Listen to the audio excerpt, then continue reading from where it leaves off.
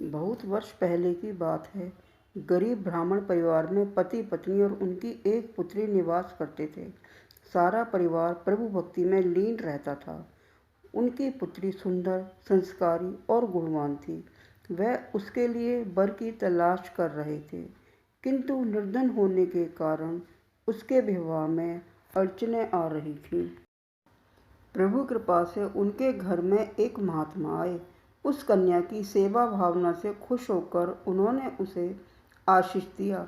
तो उस लड़की के पिता ने कहा, महात्मा जी, बहुत समय से हम अपनी लड़की के लिए वर की तलाश कर रहे हैं, मगर हमारी गरीबी की वजह से हर बार बात बनते बनते रह जाती है।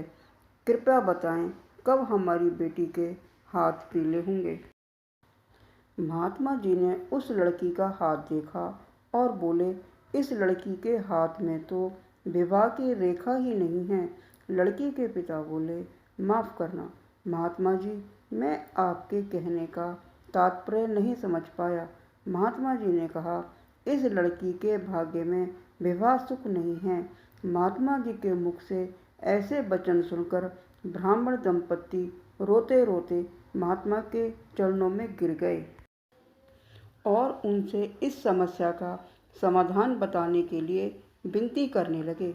महात्मा जी ने उन्हें अपने चरणों से उठाया और बोले, पास ही के एक गांव में सोना नामक धोबिन जाति की एक पतिव्रता महिला अपने पति, बेटे और बहू के साथ निवास करती है, जो कि एक महान पतिव्रता स्त्री है।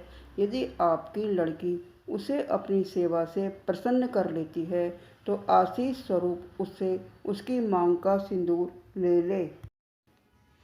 तभी इस लड़की का विवाह संभव है। ऐसा करने से इसे अमोघ सुहाग भाग्य की प्राप्ति भी होगी। मगर याद रहे, वह पतिव्रता महिला कहीं आती जाती नहीं है। महात्मा जी ब्राह्मण दंपत्ति के घर से विदा हो गए। ब्राह्मण ने अपनी लड़की को अगले दिन भोर फटते ही धोबिन की सेवा करने भेज दिया। लड़की पूरे दिल से सोना धोबिन के घर की साफ सफाई और अन्य सारे कार्य करके उनके उठने से पूर्व ही अपने घर लौट आती। यह क्रम बहुत दिन तक चलता रहा।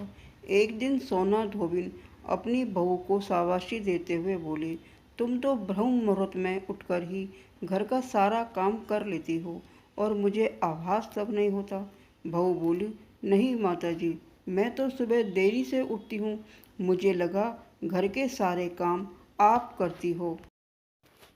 अगले दिन भोर फटते ही सास बहू उठकर घर के एक कोने में छिपकर निगरानी करने लगी कि कौन है जो ब्रह्म मुहूर्त में ही घर का सारा काम करके चला जाता है। अपने निर्धारित समय पर ब्राह्मण की बेटी आई और मुख से भजन करते करते घर का काम दिल से करने लगी। अपना काम पूरा होने पर वह जाने लगी तो सोना धोबिन ने उससे पूछा, तुम कौन हो बेटी, और इस तरह छुपकर मेरे घर का काम क्यों करती हो। ब्राह्मण की लड़की ने उन्हें महात्मा के द्वारा कही गई सारी बात बताई। सोना धोबिन पतिव्रता होने के साथ साथ नेक दिल की थी। वह उस लड़की की मदद के लिए तैयार हो गई। उस दिन सोमवती अमावस्या थी। वह उस लड़की के साथ बिना अन्न जल ग्रहण किए उसके घर की ओर चल पड़ी। उसने सोचा, रास्ते में कहीं पीपल का पेड़ मिलेगा तो उसे भंवरी देकर और उसकी परिक्रमा करके ही जल ग्रहण करेगी। लड़की के घर पहुंचकर धोबिन ने जैसे ही अपनी मांग से सिंदूर उस कन्या की मांग में लगाया तो उसके पति के प्राण पखेरु उड़ गए। उसे ज्ञात हो गया कि उसके पति इस दुनिया में नहीं रहे। वह ब्राह्मण परिवार से विदा होकर चल पड़ी। रास्ते में पीपल का पेड़ देखकर उसने ईंट के टुकड़ों से 108 बार भंवरी देकर 108 बार पीपल के पेड़ की परिक्रमा की। तत्पश्चात जल ग्रहण किया। तभी उसके पति की मृतदेह में प्राण लौट आए। सोमवती अमावस्या के दिन अपने मनोरथ की पूर्ति के लिए धोबी परिवार की भेंट इत्यादि देने का भी विधान है।